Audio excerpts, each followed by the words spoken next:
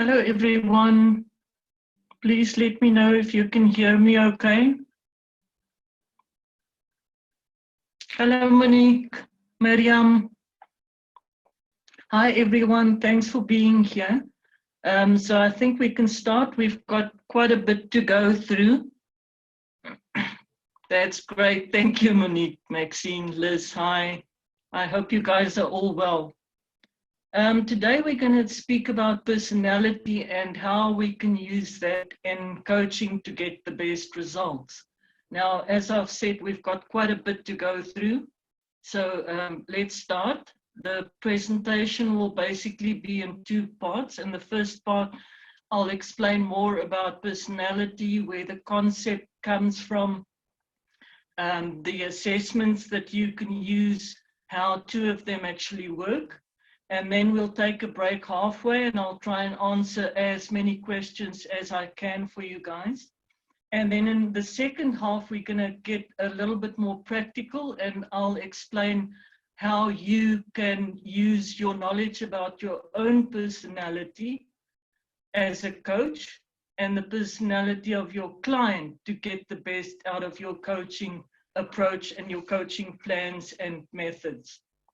And then we also going to have a quick look, a recap of the ABC steps, the 9 steps, and I'll give an example in each step how you can also apply personality to get the best from your sessions.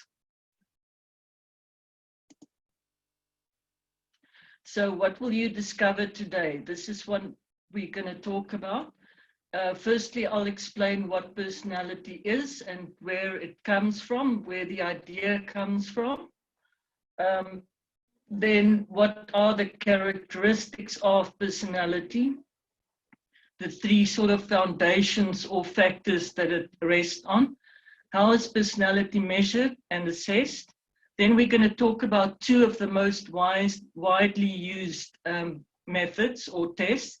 The Myers-Briggs type indicator and the DISC personality assessment tool.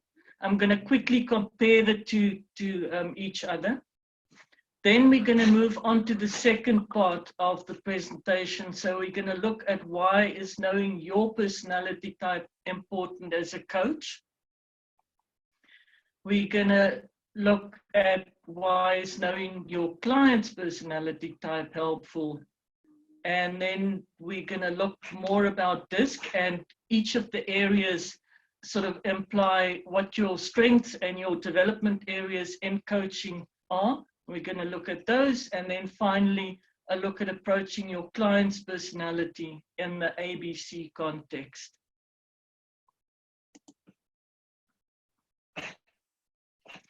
So what is personality and where does it come from? At any time, if you guys have any questions, feel free to type it in. If I have a moment, I'll get to those, but I'll take a break. As I said, I'll take a break in the middle and then answer as many questions as I can. So firstly, personality is defined as a combination of qualities or characteristics that form an individual's distinctive character. So first of all, it's a combination of qualities and it is unique and it is distinctive to every person. It implies that there's a set of baseline behaviors, thoughts, emotions, and beliefs that's unique to each person.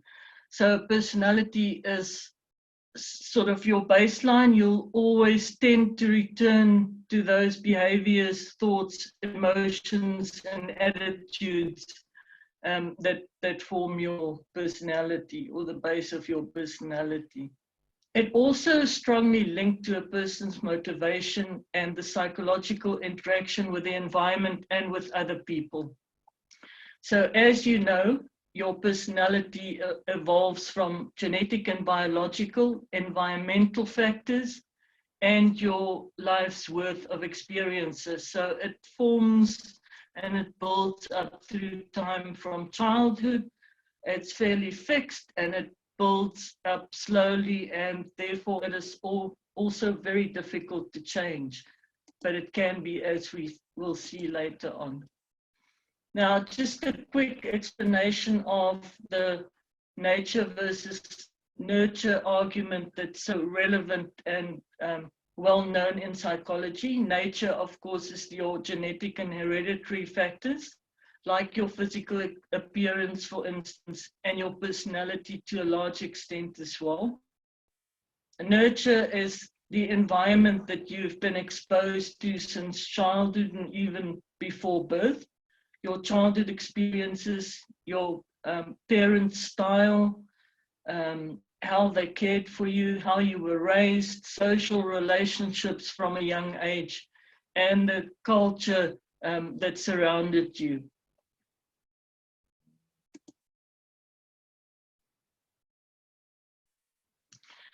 So the characteristics of personality basically rest on three factors.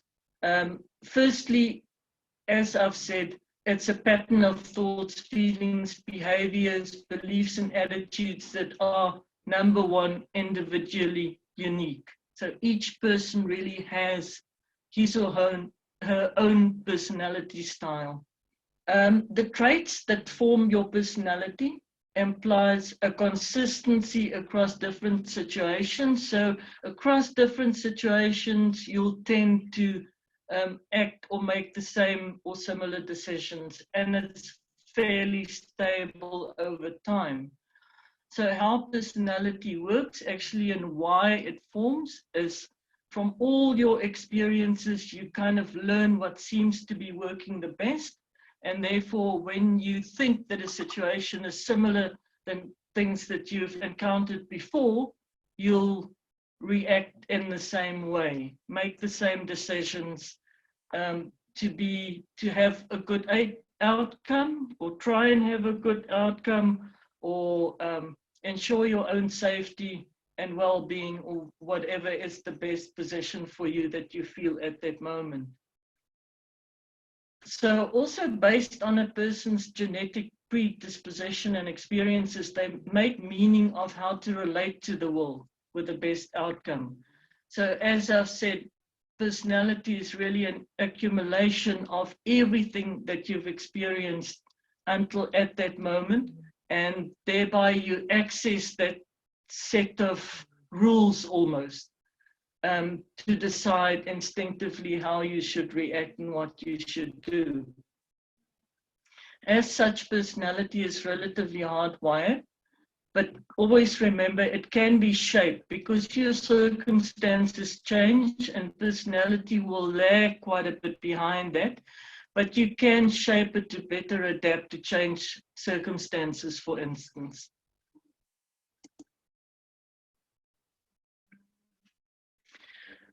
So the next slide is about the assessment of personality. How is personality assessed?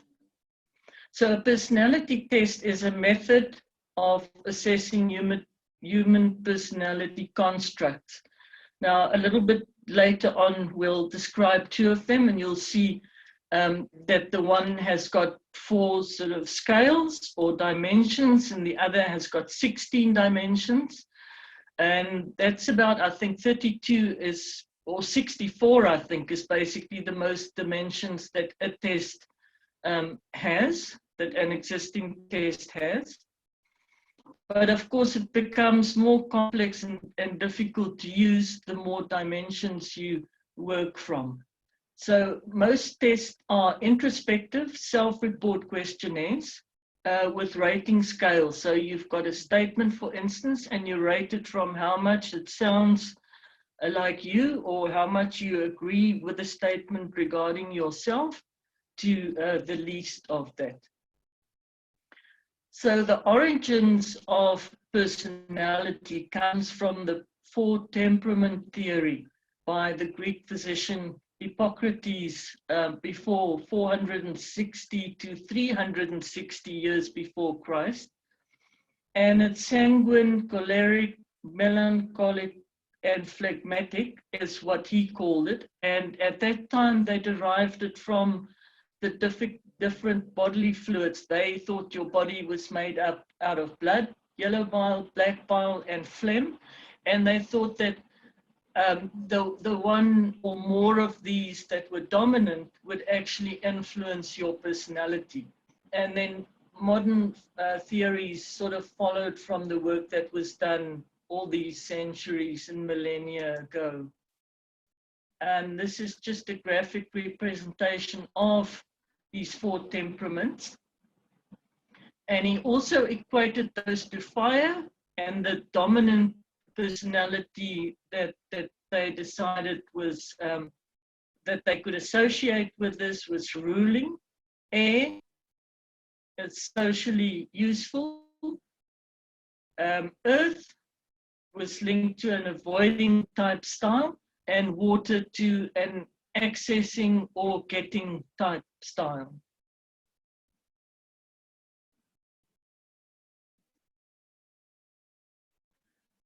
Right, now, the mostly used personality assessments, first of all, I've grouped them into 2 different types. The first one is projective tests, and the other one is objective tests. Projective test is where you're shown a standard set of stimuli, and it's normally either some kind of graphic representation or paintings or pictures of some sort. So there are different kinds, and I've mentioned 2 here. The Rorschach ink blot test that you guys, I think, may know about. And in this test, you are shown a series of what looks like ink blots, and you are asked to tell a story behind it or to say what you think it represents best. The next one is the thematic apperception test, or TAT, and that is line-like pencil drawings, a set of pencil drawings that you show, and you are asked to tell a story, what you think the picture represents. So it usually has some people in it, and it's got a certain emotional charge, and you are asked then to tell a story. How did the people, what are they feeling? How did they get in that situation? What is the likely outcome for them? And by asking thousands and thousands of people, they sort of came to a normalized idea of what most people, or what you can call normal, would see in those pictures. And then they would also derive a theme out of that. And they will make interpretations as to your as to how you are reacting to certain situations and how your personality is.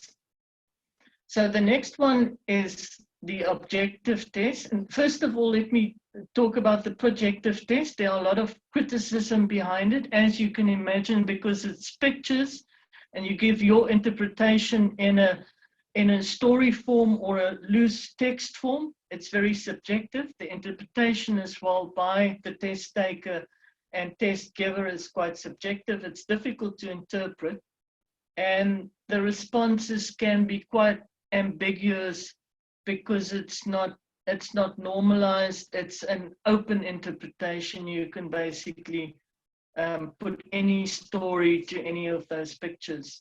Now, the objective tests are more widely used, and those are the ones that we're going to be discussing today.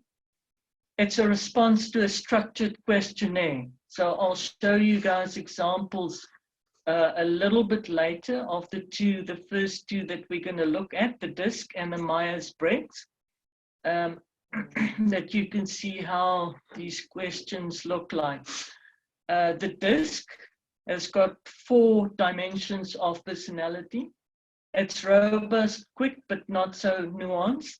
Myers-Briggs, another well-known test, is more complex, and it's got 16 dimensions. And then the MMPI, or Minnesota Multiphasic Personality Inventory, is very comprehensive and time-consuming. I think it's got nearly 700 different questions, and it measures everything from how addiction prone you are, to your personality, to your depression, to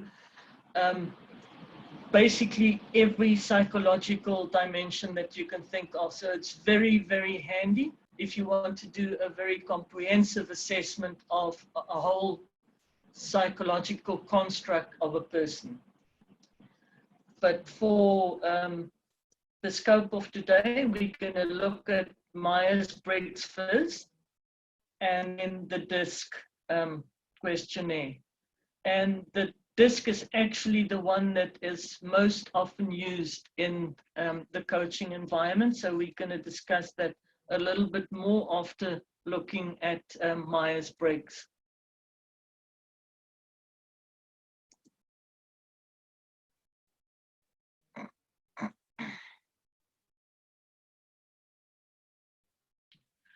Okay, first of all, the Myers-Briggs type indicator.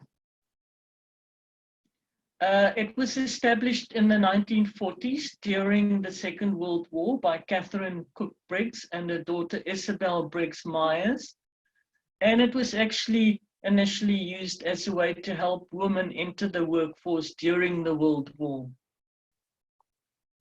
The test has got 93 forced choice questions to determine the test taker's position in the following 4 dimensions or binary pairs. So it asks you questions to determine how introverted you are against how extroverted you are. So how you focus your attention and where you get your energy from external sources or more from internal sources. The second dimension is sensing versus intuition. And it looks at how you take in or access information, whether you sense it from your senses and from the environment or intuitively from inside as well. Then the third one is looking at how you make decisions. So it looks at whether you are a thinking type person or a feeling type person. And the final dimension is how you order your life in terms of judging or perceiving. Now, the types that we'll look at is an indication. So you'll always have an I. You'll have 4 letters that will form the type of your personality.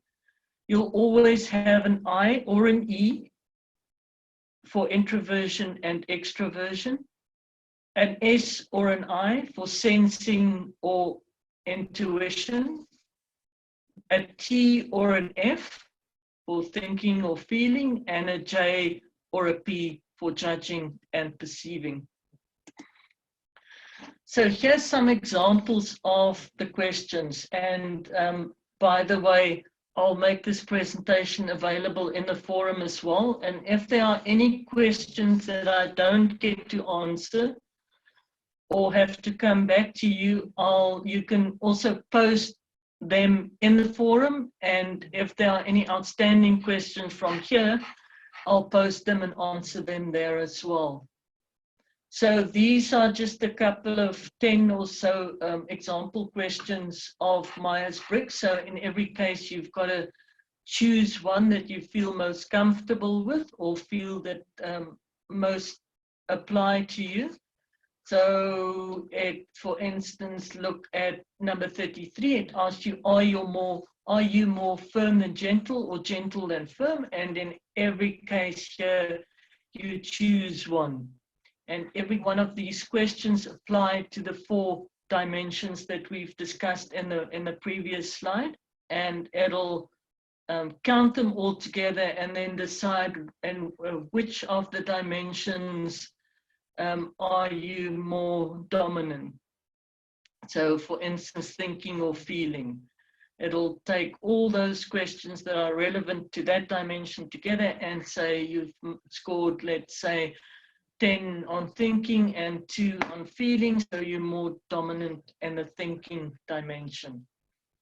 And whenever you download or look at this presentation again, I've included the link there at the bottom where you can actually do the test. Now, the Myers-Briggs test is a trademark test, so it's not free. I think they asked between $15 and $40 for you to take the test, depending on the depth of the feedback report that you get.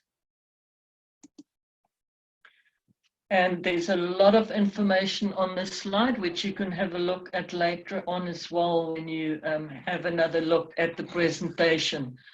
So you'll see on the left-hand and right-hand side, number 1, 2, 3, 4, those are actually the 4 dimensions that I've mentioned 2 slides ago. Number 1, are you outwardly or inwardly focused? Number 2, how do you prefer to take in information? Number 3, how do you prefer to make the decisions based on thinking or feeling? And number 4, how do you prefer to live your outer life? Judging by, if you're thinking about rules, deadlines, instructions, and plans, then you'll be on the judging side, and on the perceiving side is being more flexible, leaving your options open, liking to be spontaneous and to improvise.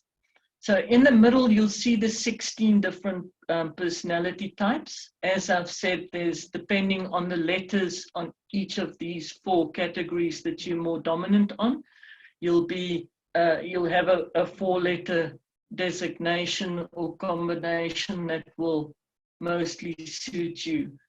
So at the moment, I'm not going to go through all of these separately. You guys can have a look at it afterward in the presentation on the forum.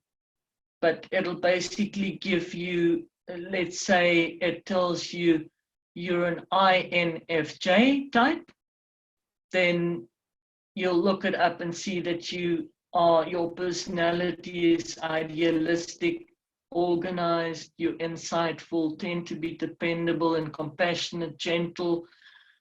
You seek harmony and cooperation, and you enjoy intellectual stimulation. Where I can't quickly see something that's kind of opposite to that, it'll probably be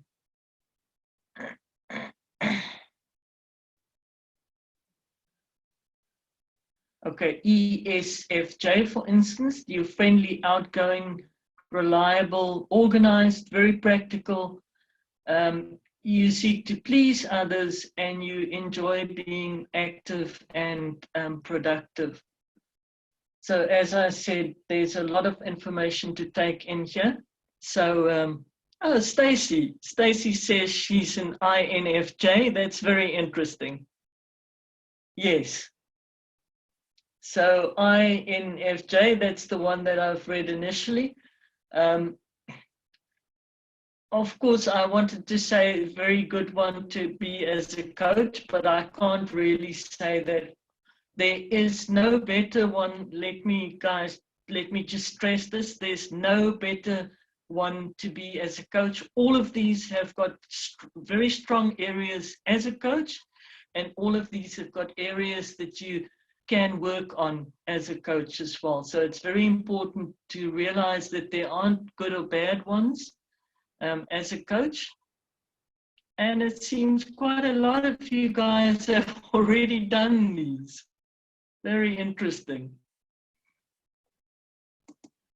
Okay, so you guys who are INFJ is insightful, called insightful motivators.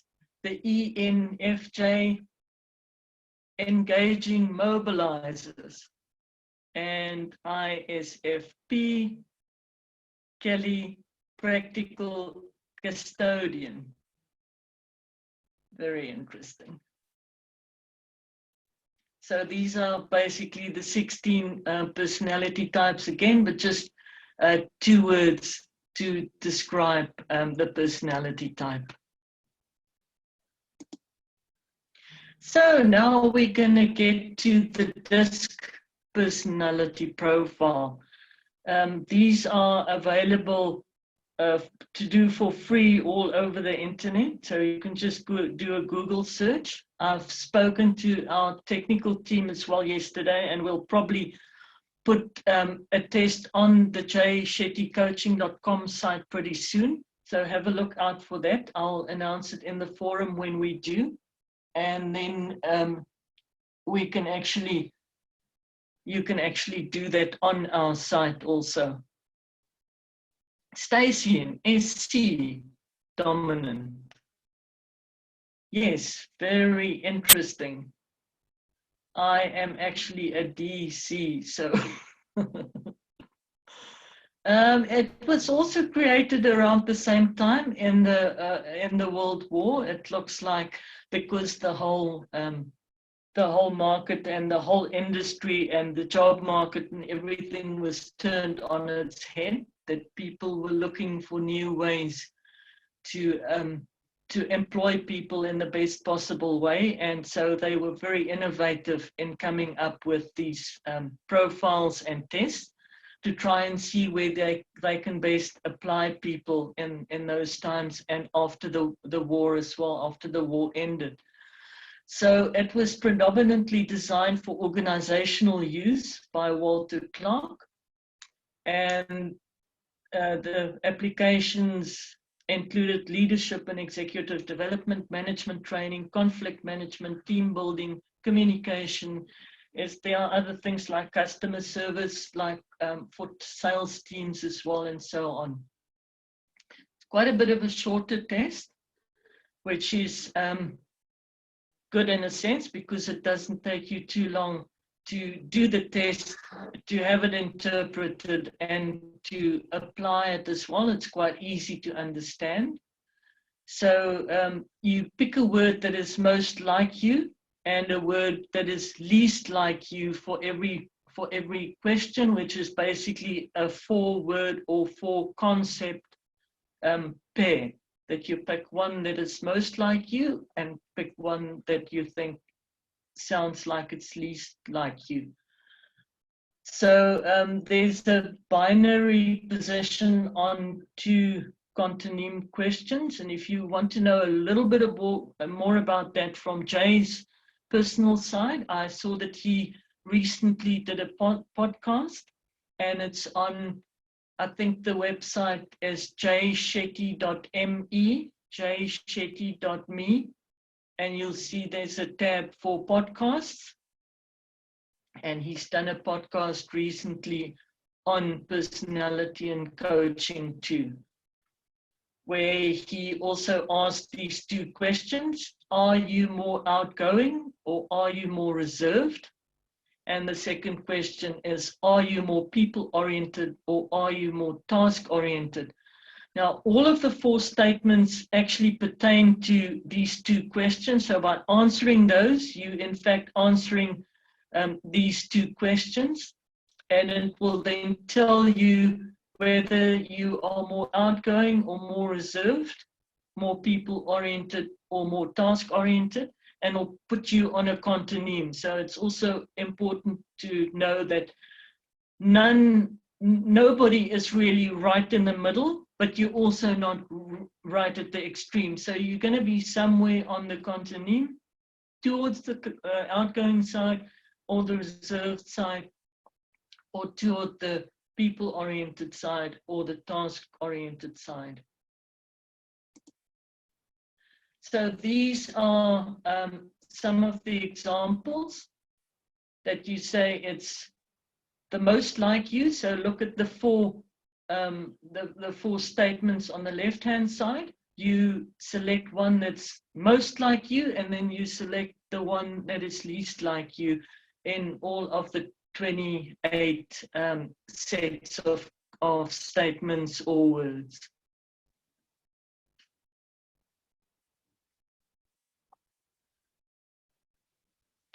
So I will probably, let's look at the left-hand side.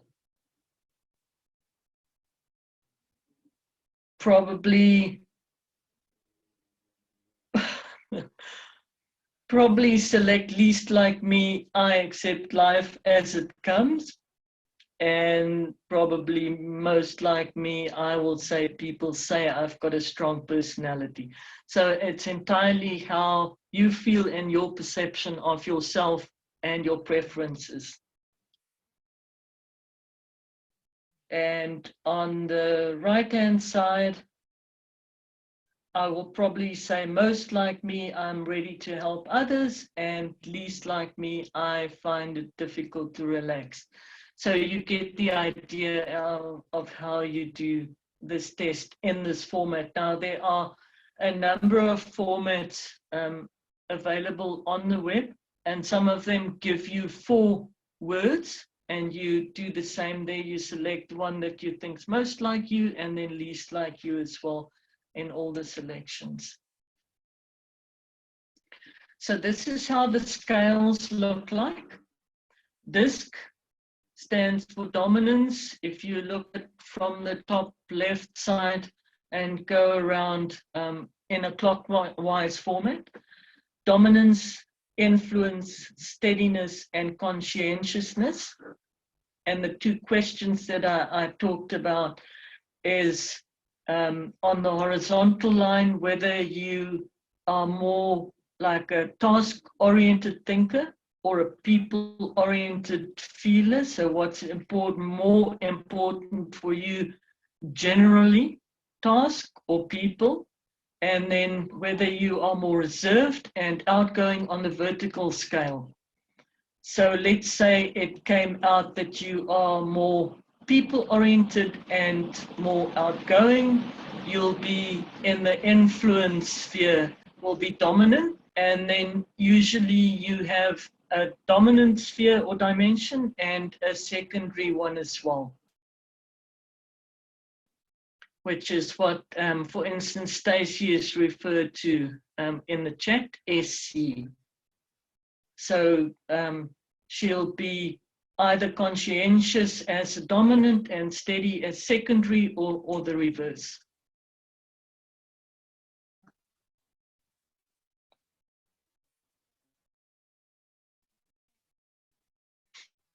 And the only thing, of course, that you can't have is if it is in the same line, so you won't have dominance and conscientious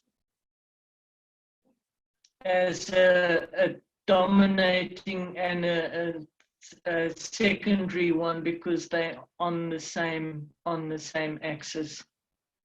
Stacey is saying S was dominant. Kathleen, does it matter what personality test we use or show our clients? Yes, it doesn't matter. If you know the one that you know the best, you can most certainly use that. You don't have to use anything else. If you feel comfortable with a specific test that you are used to, then by all means. And you don't have to stick to these 2. I've selected them because Myers-Briggs is sort of the best known, and the DISC is I would say it's the easiest one and the one that's kind of most used in coaching, I would say, simply because it's so easy to understand for both the person interpreting it and the client. But if you're used to anything else, by all means use that. Personally, from my background, which is in forensic psychology, I'm used to using the MMPI.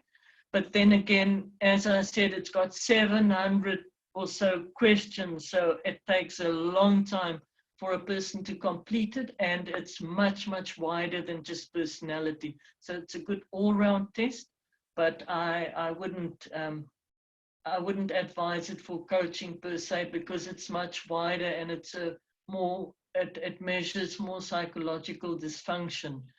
But of course, you can use others as well. Myers-Briggs, unless you actually register for its use and pay for it, you won't use that. And DISC, as I say, is just very simple. Stacey, that's a good question. The question is, how truthful are people on these tests, and can they be fooled? Yes, of course they can be fooled, but just keep in mind that there are two conditions, or there's basically one condition in which you'll try and fool a test. And the one condition is that you'll get benefit from it. In a coaching environment, you would not expect the person to lie or to try and fool a test like this, because they won't get benefit from it then. If they are truthful enough, that's the only way they'll get benefit from it. I think the only scenario where possibly you'll get somebody that will try to bend it in a certain way is when you are doing organizational coaching and maybe the organization referred the person to you for coaching, and he wants to, maybe not show up as being too stable and supportive, but be more in the dominance doer driver sense, then he may try and manipulate the test. So yes, it's possible, but with all these tests, the thing to remember, and it's very important that you guys make a note of this and remember it, you'll make your own observations as well. So if a test comes out and it's completely inconsistent by what you're observing when you're talking with the client, remember, you know your client. You are not going to be completely reliant on just the test. The test is just maybe even secondary, but it gives you good guidance in knowing the person's personality and having the client recognize his own personality as well. But you're going to observe his personality too. And I think it's quite possible after a few conversations that you'll realize when a person is steady, is more in the steadiness realm, for instance, than in the dominance realm, or more in the influence realm than conscientiousness. So it's important that you, when you do this test, you follow up with your instinct and your observations as well to see if it's consistent with what you have expected. And if not, then you can explore further. I'll explain that in a little while, Jody. The second half of the presentation is how we can use it for life coaching. And remember that personality, it's not only the client's personality, it's yours as well, and it doesn't have to be the same, but there has to be a certain interaction between the two personalities. So you'll basically adapt your style and your questioning and everything a little bit to be more suitable to your client's preferences and how they want to communicate and react. So no, it's definitely not more for psychology. It's, in fact, I would think this is actually more for coaching and for mentoring than for psychology, because it is personality, but it's got nothing to do. Psychology is, if you look at abnormal psychology, it's got more to do with a dysfunction, and this has got nothing. None of these imply any kind of dysfunction. So it's important that you realize that. So it's in the concept, I would say, of positive psychology, and coaching is a lot about positive psychology. So recognizing the person's strong points, recognizing their personality, and then working with that. And as you see, the source here is actually become a better communicator with this profiling. So that gives you a clue already how it can be very useful for coaching. This is a summary of the 4 personality types. So as we've seen before, dominance, influence, steadiness, and conscientiousness. And it gives you 4 or 5 values or keywords there, qualities that as a part of your personality in those quadrants.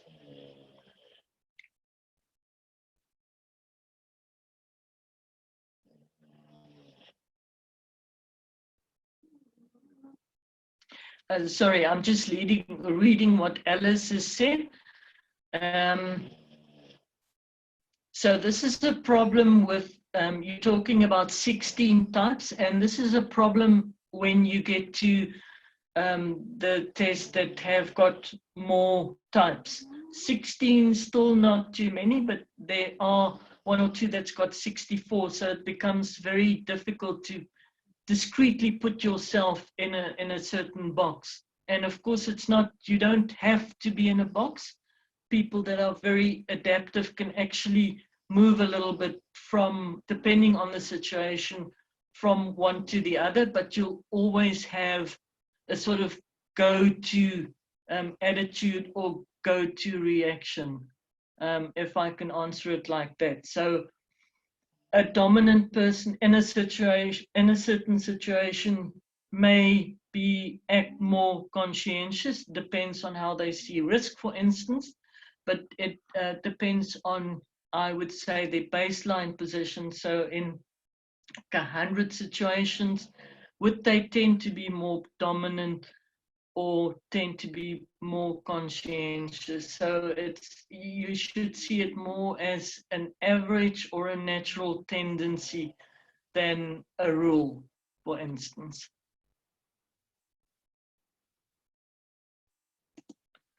Right, so comparing the two,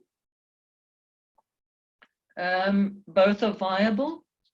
I've explained that this has got 4 personality types and the Myers-Briggs 16. The DISC therefore has a narrower scope with just 2 axes or 2 dichotomies, and the MBTI has got 4 basic questions or 4 axes. The DISC, they say, is more focused on how you behave, while the MBTI on how we are and the internal thinking that drives our behavior. The MBTI assumes more that personality is fixed and unlikely to change, while the DISC is more open to a context-based adaptation. So you can already see that the DISC, for instance, the way they measure it, it makes it more flexible. So depending on your situation, you can actually maneuver a little bit on those dimensions. The DISC is quicker and easier to complete, interpret, and apply, and while the Myers-Briggs is suitable for a deeper dive because it's got more dimensions to look at. Now, just in this sense, you can see that as the DISC is more practical and it's more flexible and it's more understandable, easier to understand, it's actually, I prefer it for a coaching environment to the Myers-Briggs. But as I said before, it entirely depends on what you feel comfortable with, familiar with, and what you are used to using. There are no right and wrong way here. This is a bit of detail, which I think we can skip for now, but it just shows you there's a certain cross-reference between the Myers-Briggs and the DISC profile. So the Ds, the Is, the S, and the Cs, how it relates to the Myers and Briggs quadrants or dimensions. Efren, yes, most certainly. Your results can change. It won't, don't expect if you do it every 6 months or every year that it will change, but it most certainly can change over years, especially if you've got major life changes. Let's say a major career change, and I think myself is probably a good example. I've been in, I started my career in engineering and with an MBA, and I've been most certainly high in the D quadrant. If you look at the DISC profile, and then I went into forensic psychology and then into positive psychology and the helping professions, clinical psychology not so much, but cognitive behavioral type work and coaching. And I've most certainly moved more toward the helping others, supporting others, supportive roles than purely dominating roles. And also with age, one's risk profile tends to change. So you'll move from the top quadrants, the dominating, which has got a very low risk profile, the very high risk taking, you'll move across to a lower risk taking profile. So that's important to know as well with age and with your position, with your responsibilities and with your life circumstances. It can change as well. As with coaching and therapy, you can, through long-term coaching, you can help a person build meaning in other areas as well and try and, let's say they are a high risk taker, you can sort of tone them down and help them see the benefits of change in that sense. Any other questions before we move on to the second part, which is looking at how you can apply this to coaching?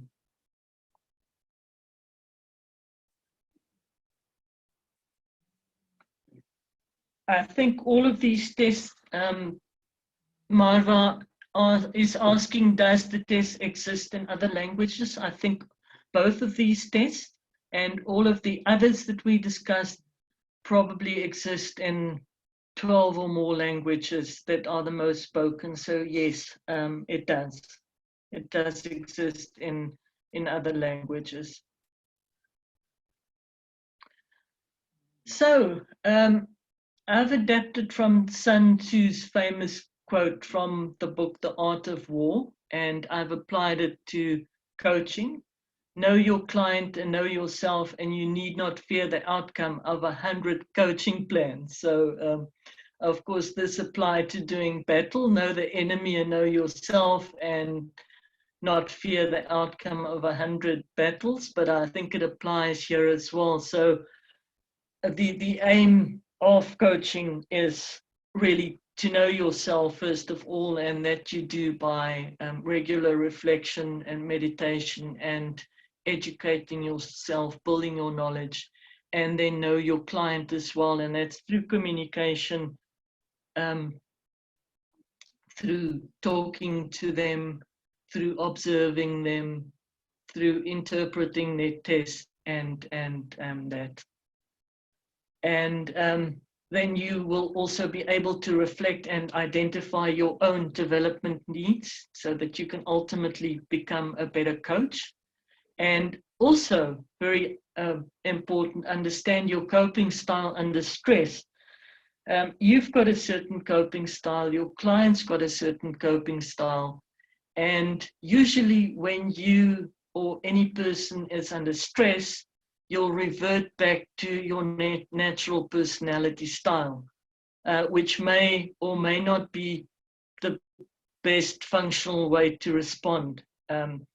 So that this is where something like mindfulness is very useful, because you become more thoughtful when you're under stress, and you can adapt your coping style better than what your natural personality tendency would be. So you will also know what you value most and feel comfortable with as a coach, and that will include how to relate to your client, and even which clients to take on as clients and which to refer to someone else if you don't feel comfortable with them, their style. You will know what your biases, preferences, and limitations are. And that is very important, not to take on a client that you instinctively feel or even know that is outside your limits of comfort or your limits of knowledge and expertise. That is an important ethical consideration as well. You will also, by knowing yourself and your own personality style, be able to anticipate interpersonal situations that you may find out of your comfort zone. So let's say, for instance, you will be able to anticipate how a client can act or what they can say to you to really throw you off your game, and be able to plan and proactively work to avoid a situation like that. And then lastly, and very importantly, you are better able to match your pace and style to the client. And I think Chris spoke about pace a few, maybe one or two webinars ago.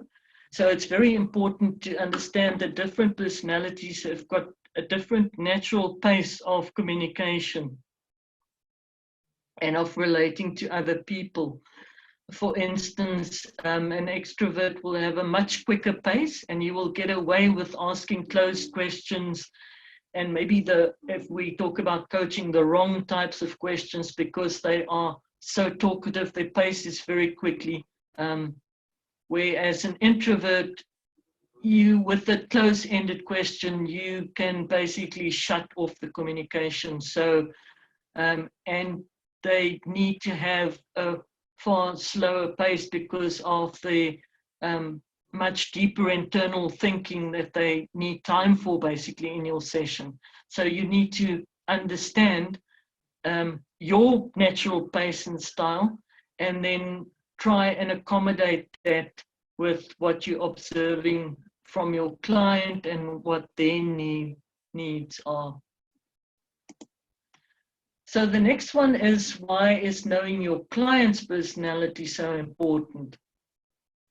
And this relates to you matching your style to what you see from your client. That the best coaching will happen when there's a match between the two. They don't have to be the same. Don't make a mistake, but you've got to find a middle ground. You've got to be able to adapt to your client's style. That is a way to build rapport and trust. You will also better understand their motivation, what it is, whether it's, let's say, to have internal fulfillment or to have external validation. So depending on their personality style, that will be associated with their main or their dominant internal motivation as well. As I've said before, you can better match their natural pace and their preferences. You can direct the flow of a conversation, because you can basically adapt the type of your questions to your client's personality. As I've said, with an extrovert, for instance, closed-ended questions won't matter so much, because they like to talk about, and they like to elaborate more and talk quicker, and maybe you won't even have to ask any questions. Whereas with a person that's more internally closed, you may have to structure your questions much more. And the other point is, with the structure of your session, it will be easier to structure a session and to keep to that flow with a certain types of personalities than with someone who is more impulsive, for instance, and like to improvise, because they will like to go in a direction impulsively, almost instantaneously, while you may have an overall plan and an idea of an outcome for a session. So that's why you need to also know your own and know the personality of your client a little bit, to understand how you should navigate the flow of a conversation to get to what you have decided with your client, what they would like the outcome to be, or their achievement of their goals to be. I've talked about knowing the type of questions that is likely to be most effective, and those will be different between different people. Some people are more practical, they're more task-oriented, so you can ask them task-oriented questions. Some people are more they're more oriented to purpose and deeper meaning and metaphysical type questions, or more people-oriented questions. So just keep that in mind, and you'll see how this energizes different clients in different ways. And if you understand their personality, you will always also understand their fears, areas of discomfort, and coping styles better. And these are the things that they will fall back to when they feel uncomfortable, for instance, or feeling under stress. They will fall back to these areas. And then you can better understand of what it is that makes them feel uncomfortable, and what they fear, and what they don't like to experience.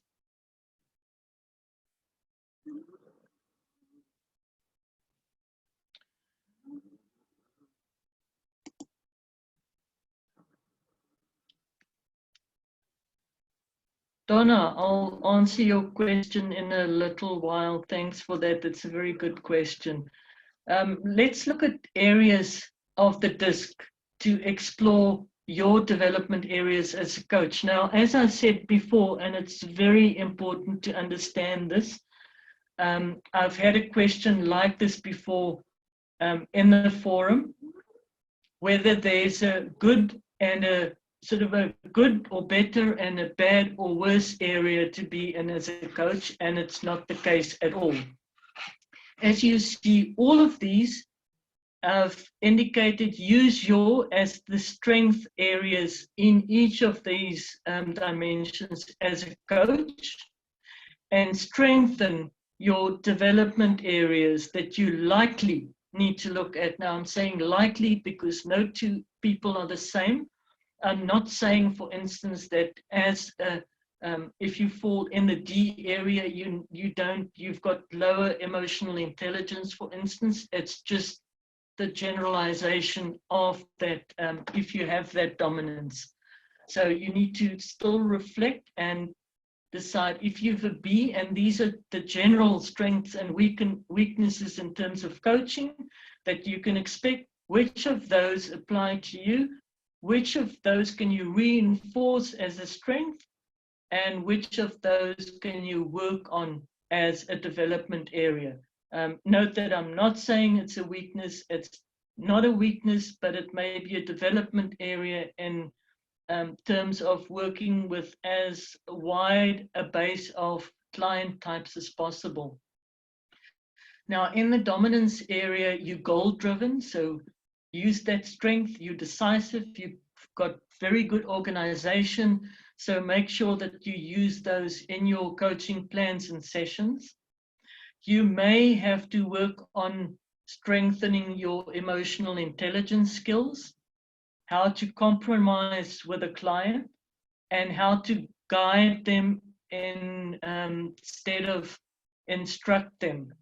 People in the dominance area are generally not extremely good with compromise, and they like to instruct people or even advise people rather than guide them or ask them questions to have them discover their own way. In the influence area, very good people skills, usually positive, like to collaborate, so reinforce those in your coaching practice. People in that quadrant are generally not very organized. They're not very thoughtful in terms of internal thoughtfulness. And because they move so quickly and can be impulsive, their follow through doesn't sometimes happen as well. So those are the areas that you can strengthen if you're in that quadrant. Then if you your dominating personality is in steadiness, the S quadrant, you're very supportive, you're reliable, you've got high empathy skills. Make sure to use those and reinforce them in your coaching. You are generally not so good at handling conflict. You are probably too accommodating to people. you know, being taken advantage of, for instance, and you take a long time maybe to make decisions. So you need a lot of information and you're not very comfortable with risk. So those are the areas that you may want to have a look at whether you could possibly develop any of those. And the last one, the C area, conscientiousness. You're very objective, reliable, love data, love research, attention to detail is great. So use those. Don't underestimate it. Don't forget about it. Definitely use it in your coaching. Also, you tend to overanalyze. Work on trying not to do that so much in coaching, not to be overly critical, and work on connecting, a deeper emotional connecting with a client. So have a look at those strengths and whether you think you could do with strengthening any of those for your particular personality and coaching style. So these are some ideas. If you look at previous slides and you look at the type of personality that you've got that came out of your DISC profile, you'll get an idea of maybe which areas you can strengthen to be a better all-round coach. The last two slides, I think, is about using personality in the ABC context. Now, for the reason of time, I've taken the 9 steps from awareness all the way through to competence mastery, and I've just identified one concept or area that you can work on. So you can use personality in the awareness phase to enable and elevate insight of the client into their needs or their problems. If they understand their personality better, they can actually gain or build more insight into what it is that they want and why they are where they are at that moment in time. Now, the audit phase is usually where you do the wheel of life. And here you can use personality associated with the client's values to determine what their priorities are in life. So you look at the personality in context of their values, and then you determine a priority, a life priority that your client wants to focus on. Accountability. Here you need to understand that different personality types have different propensities to be accountable. Some, like the I personality, for instance, doesn't really, because they're more impulsive, they don't really like to be held accountable sometimes. So it will give you a good clue or a good guideline of how much work you need to do on a client to make sure that they are accountable, that they feel accountable and believe in their accountability of their own goals. Setting big goals. Also, personality may determine how quickly a person feels overwhelmed. So you need to keep that in mind when setting goals. Do not, for a type of personality who likes to look at small details, don't set the goal too big, maybe too comprehensive or too optimistic. Make it a little bit more smaller that they feel more comfortable. And the same applies to a risk taker. If the person do not like to take risk at all, also keep that in mind when you're setting goals. Building habits, of course, you can realize that the best habits and the quickest habit changes will happen when it's aligned with their personality type and their personality preferences rather than directly against it.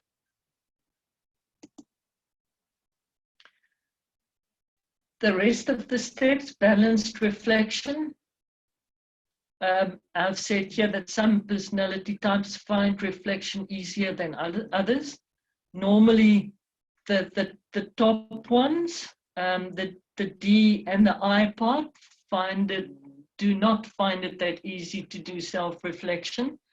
And you've got to keep in mind also when you're giving homework, when you're giving tasks to a person, keep their personality in mind, because you need to link their personality to the type of homework to make sure that the chance is best that they actually do their homework. The same applies to consistent action. Something that are contrary to a personality is more difficult for a person to do consistently, because it goes against their baseline and their grain, and you've got to do a lot more work to change habits, for instance, before a person can be able to do it consistently. So in a sense, by changing their habits, you need to take long enough time to adapt their personality as well, so that they're able to do something that is aligned with their goals consistently. Challenging comfort. And you need to do this when you need to shape a person's personality to be able to do a consistent action or change a habit. You may need to shape his or her personality traits, and the only way you can do that is to challenge their comfort zone. So for instance, a person who is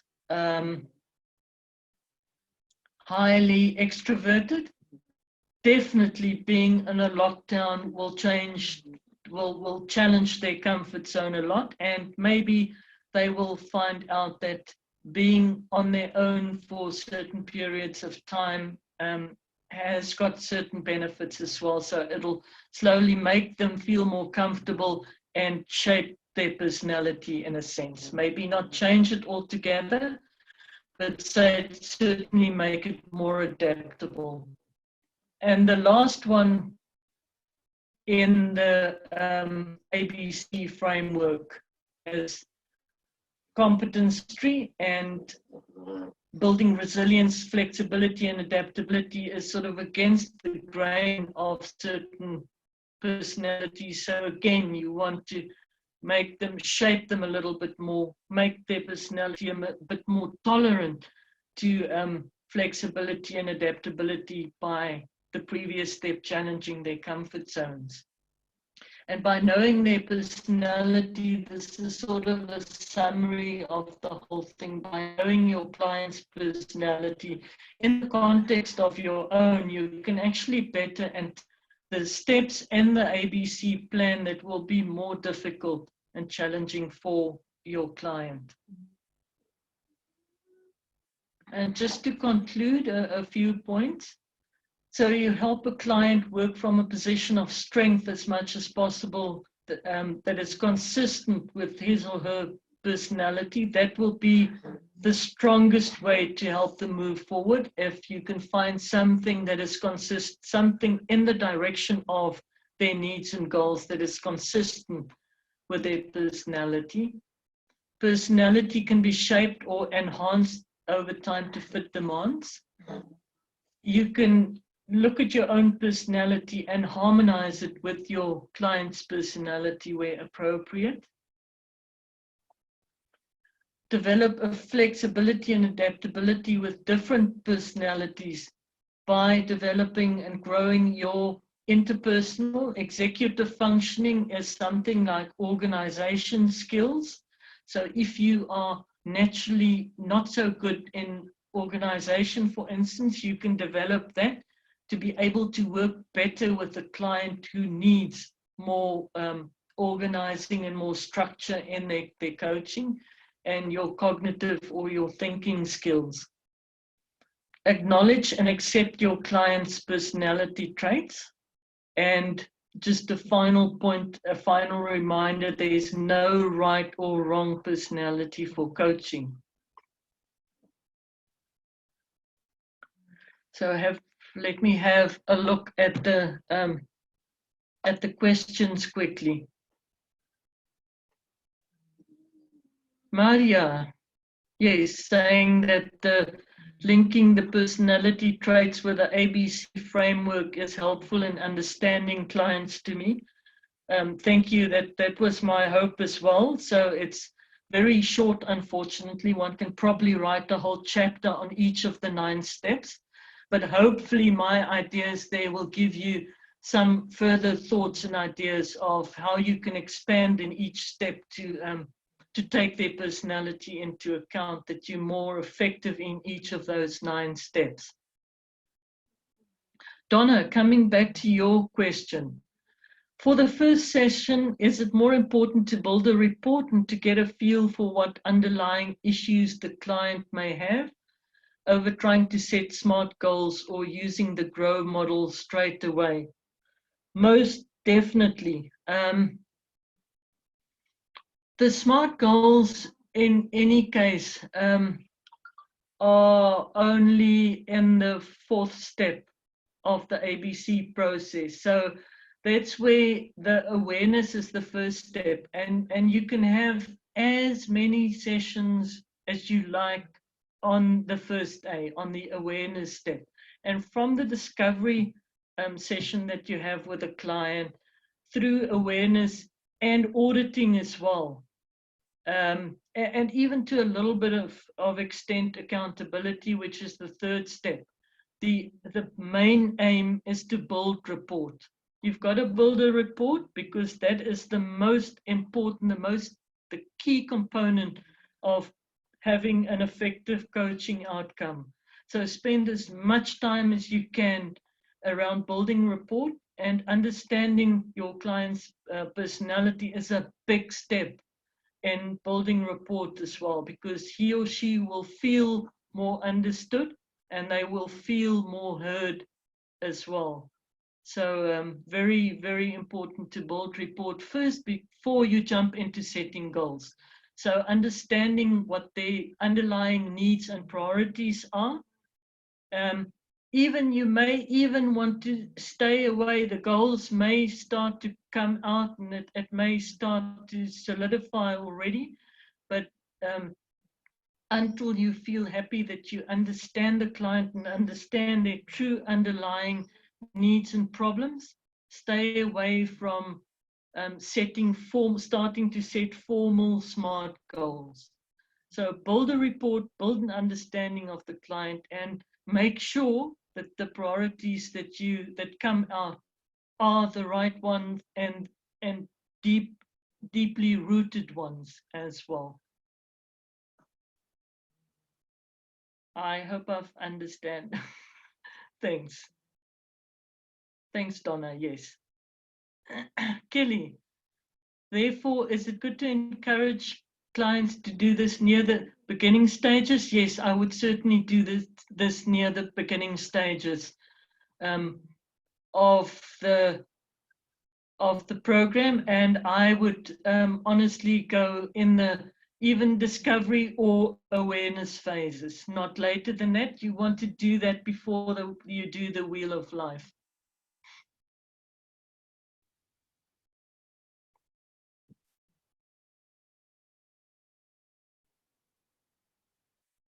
I will really have to read very quickly at the rate you guys are typing.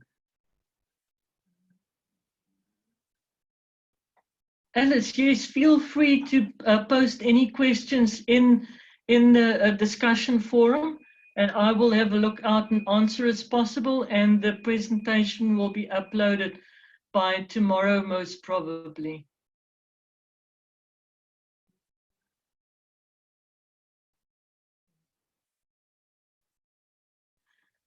Kelly, I will have a look. I'm sure that I know that there are some good books about DISC as well. I must just have a look in my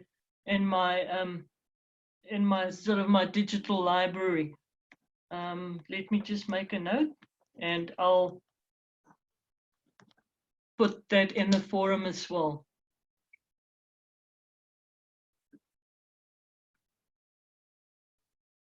People-oriented and task-orientated, it is possible to be in between, but you will have a natural tendency in certain situations to be one or the other, not right in the middle.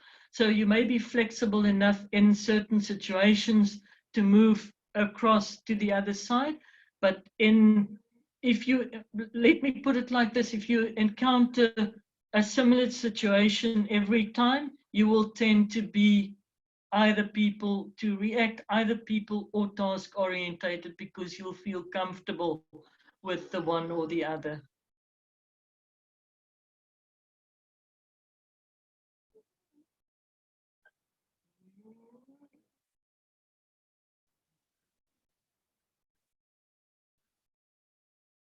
Interesting.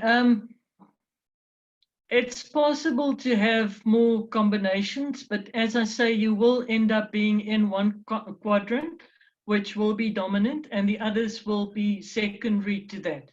So you can most probably, the most common is to be dominant in one area and secondary in one other.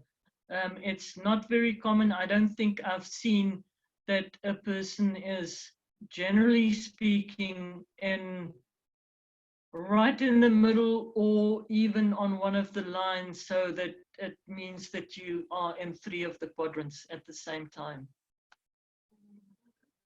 But it depends on the type of situation and the type of circumstances that you've got to navigate at that time. Okay, guys, if that's all, I've really enjoyed talking to you, and it looks like you've got some great value out of the presentation. I'll upload it tomorrow, and I'll have a look at if I can maybe get a upload, perhaps a good book chapter for you guys as well that I can share. Otherwise, I'll just recommend a book to read on this, and then I'll keep in touch, and we'll have a look if we can upload it on the Jay Shetty website as well, so that you can or your clients even can do that test as well. We're gonna try and upload it to the open website, jayshettycoaching.com, so that your clients can also do that on there. Alrighty. Thank you, guys. Have a great day. It's been good talking to you.